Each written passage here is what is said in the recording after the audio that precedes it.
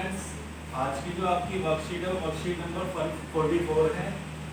विषय है आपका सामाजिक विज्ञान, जिसका इतिहास पार्ट थर्ड आज हम डिस्कस करेंगे। डेट 15/10/2020। जो आज आपका टॉपिक है वो है नाजीवाद और हिटलर का उदय। इस टॉपिक को हम डिस्कस करेंगे। यही हमने इससे लास्ट वाली वर्कशीट में भी थोड़ा डिस्कस करा था। उसके आगे डिस्कस करते हैं प्रथम विश्व युद्ध के बाद जर्मनी, यानी कि प्रथम विश्व युद्ध के बाद जर्मनी की हालत क्या हुई थी। प्रथम विश्व युद्ध जो था 1914 से 1918 तक चला। पूरा विश्व जो था वो दो खंडों में डिवाइड हो गया था, दो पार्ट में। एक में थे मित्र राष्ट्र और दूसरे में थे ध्रुवी राष्ट्र। अब ये मैंने आपको कल डिस्कस कर दिया था कि इनमें कौन कौन से देश शामिल थे। आज भी डिस्कस कर लेते हैं इसको। इसमें था फ्रांस, ब्रिटेन, अमेरिका भी बाद में शामिल हो गया था इसमें। इसमें थे जर्मनी, ऑस्ट्रेलिया, जापान और भी देश थे इसमें भी। तो ये पूरा विश्व था इन दो खेमों में डिवाइड हो गया था। लेकिन 1918 में क्या हुआ कि जर्मनी जो था या ध्रुवी राष्ट्र जो थे ये मित्र राष्ट्रों से पराजित हो गए और हार गए। उसके बाद क्या हुआ, प्रथम विश्व युद्ध के बाद जर्मनी की हालत क्या हुई, इसको हम डिस्कस करेंगे। अब नवंबर के अपराधी यानी कि जब जर्मनी मित्र राष्ट्रों से पराजित हो गया 1918 में, तो वहाँ के जो नागरिक थे उनको नवंबर का अपराधी कह के पुकारा जाने लग गया। जो कि वहाँ के लोग बड़ा अपने आप को बड़ा अजीब से लेते थे, बहुत शर्मनाक महसूस करते थे कि हमको इस नाम से पुकारा जा रहा है। पहला ये हुआ था आर्थिक स्तर का अपंग होना। जब जर्मनी में इतना ज्यादा जुर्माना थोप दिया गया तो वो आर्थिक रूप से बिल्कुल अपंग हो गया था, बेकार हो गया था। जैसे $6 अरब का जुर्माना थोपा। उसके बाद 10% जो सैनिक थे उनको मार दिया गया, खत्म कर दिया। क्योंकि किसी भी देश की जो मेन पावर होती है वो उसके सैनिक होते हैं। तो सबसे पहले मित्र राष्ट्र ने क्या करा, जर्मनी की जो पावर की सैनिक जो थे उनको खत्म करना चालू कर दिया। 13% खनिज, जो मेन जो क्षेत्र थे खनिज संपदा मिलती थी उन क्षेत्रों पे कब्जा कर लिया। इन द सेंस प्रथम विश्व के बाद जर्मनी के पास उन्होंने कुछ छोड़ा ही नहीं, सब अपने कब्जे में लेने जो भी ठीक था। ये कहकर कि जो भी ये विश्व युद्ध में जो नुकसान हुआ है वो सारा वो किसकी गलती से हुआ है, सिर्फ जर्मनी की। और इसलिए सारा जुर्माना जो था वो जर्मनी पे थोप दिया गया। अब तीसरा पॉइंट लेते हैं 30 के दशक के शुरुआत में राजनीतिक घटनाओं पर प्रभाव। अब धीरे धीरे चलते हुए 30 का दशक आया और राजनीतिक घटनाओं में कुछ चेंजेस आने चालू हुए, कुछ प्रभाव पड़ने लगा, लोगों की सोच बदलने लगी और लोग कुछ नए तरीके से अपने विचार रखने लगे। अब पहला क्या था, सिपाहियों को आम नागरिकों के मुकाबले ज्यादा सम्मान दिया जाने लगा। क्योंकि अब लोग क्या थे, अब उनकी सैनिक क्षमता जो थे वो बढ़ाना शुरू कर दी थी जर्मनी।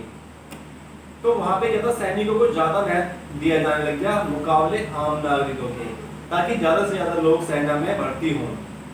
उसके बाद ये माना जाना गया कि पुरुषों को आक्रामक, ताकतवर, मर्दाना गुणों वाला होना चाहिए। यानी कि अगर एक सैनिक बन रहा है अगर किसी को, या जो पुरुष है उसके अंदर ये सारी की सारी क्वालिटी होनी चाहिए। वो आक्रामक भी होना चाहिए, यानी कि गुस्से वाला भी होना चाहिए, उसे गुस्सा आना चाहिए अगर कोई कुछ कहे तो उसे। मर्दाना भी होना चाहिए, उसमें लड़ाई झगड़े करने की ताकत भी होनी चाहिए, ऐसे गुणों वाला। और ताकतवर भी होना चाहिए, उसमें ताकत भी होगी, वो किसी से युद्ध कर सके। ये सारी चीजें 30 के दशक के बाद ये कुछ चीजें वापस आई थी तो लोगों में उभरने लगी थी। उसके बाद दूसरा टॉपिक, ये प्रथम विश्व युद्ध के बाद की कंडीशन है, ये जो हमने अभी डिस्कस करी है। उसके बाद नए राजनीतिक विचारों का उदय। अब धीरे धीरे क्या था, नए राजनीतिक विचार भी उभरने लगे थे। वाइमर गणराज्य की स्थापना हो गई थी, लोगों को वोट का अधिकार मिल गया था, महिलाओं को भी वोट का अधिकार मिल गया था।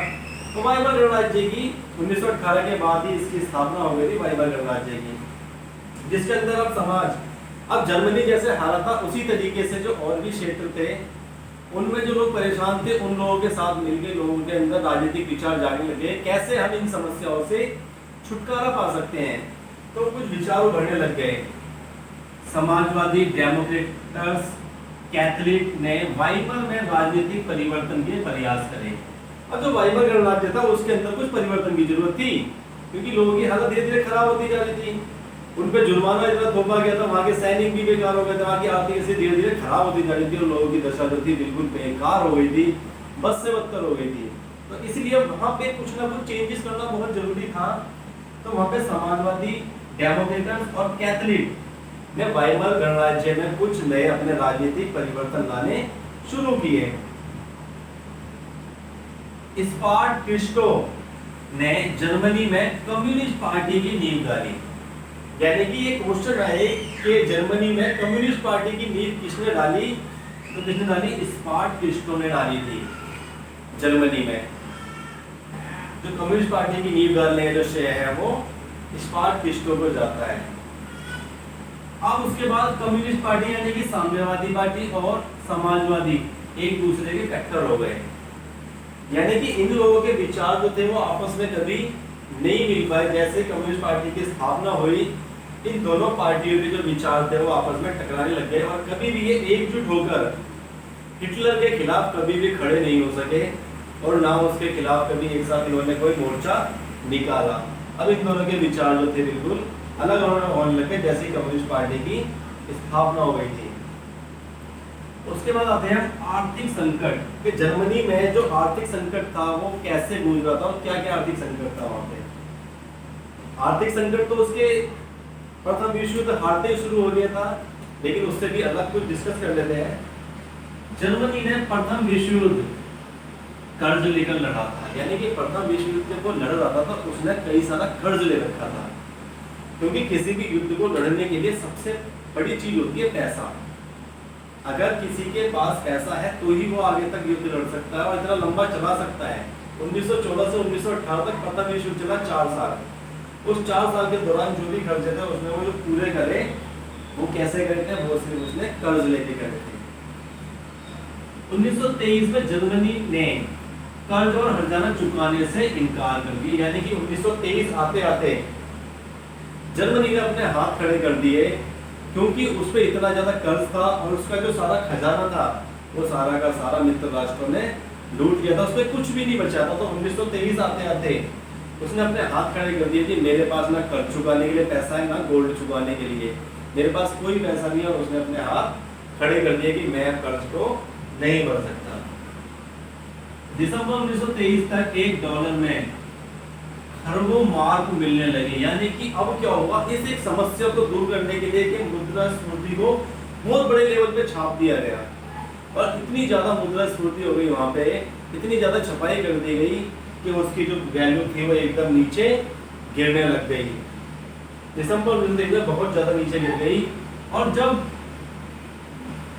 पैसों की या मुद्रास्फीति की ऐसी वैल्यू नीचे गिर जाती है तो वहां की जो चीजें होती है वो एकदम उछाल पकड़ लेती है, यानी कि वो महंगी होनी शुरू हो जाती हैं। जरूरी चीजें आसमान छूने लगी और उसके तुरंत बाद ये जरूरी चीजें थी जो लोगों की जरूरत की चीजें थी वो एकदम आसमान छूने लगे और उनके प्राइस बहुत ज्यादा बढ़ने लग गए। इससे भी जर्मनी की जनता जो थी वो बहुत परेशान थी। एक तो वैसे ही वो परेशान थी, उसके बाद जब ऐसी कंडीशन आई तो उसकी हालत बहुत ज्यादा खराब हो गई। अब उन्हें जो जरूरी चीजें थी वो भी लेने में बहुत ज्यादा समस्याओं का सामना हो रहा था। इस संकट को बाद में अति मुद्रास्फीति का नाम दिया गया। यानी कि जब मुद्रास्फीति को बहुत बड़े लेवल पे छाप दिया जाता है और उसके बाद जब उसकी वैल्यू कम हो जाती है तो इसी को मुद्रास्फीति कहते हैं। गॉक्स योजना का अपनाया जाना, यानी कि अब होना क्या था, जब जर्मनी की आर्थिक स्थिति इतनी खराब थी कि वो कर्ज भी वापस नहीं कर सकता था तो इसके लिए क्या था, एक डॉक्स योजना अपनाई अमेरिका ने जर्मनी के लिए।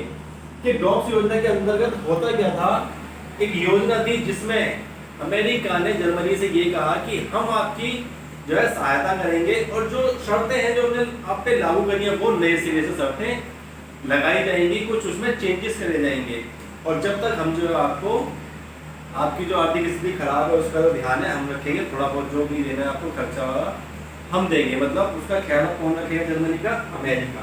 लेकिन 1929 में अमेरिका वॉल स्ट्रीट एक्सचेंज यानी कि शेयर बाजार में धराशायी हो गया, यानी कि जो उसका शेयर बाजार था वो धराशायी हो गया। और इसके चलते रातों रात जो था अमेरिका ने जर्मनी से हाथ अपने पीछे खींच लिए। अब उसने सहायता देने से उसको मना कर दिया कि हम आपको सहायता नहीं दे सकते।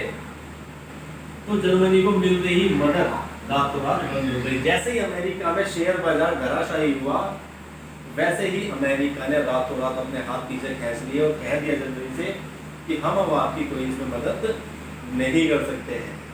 तो ये था आपकी वर्कशीट नंबर 44 का डिस्कशन, यानी कि ये चीज आपको इसमें दी गई है। इसके अलावा भी मैंने आपको कुछ समझाने की कोशिश की है। अगर इसके बाद भी किसी बच्चे को कोई चीज में डाउट हो, कोई चीज समझ में आए तो मुझसे डिस्कस कर लें। आज की वर्कशीट के लिए इतना ही, बाकी नेक्स्ट टाइम फिर डिस्कस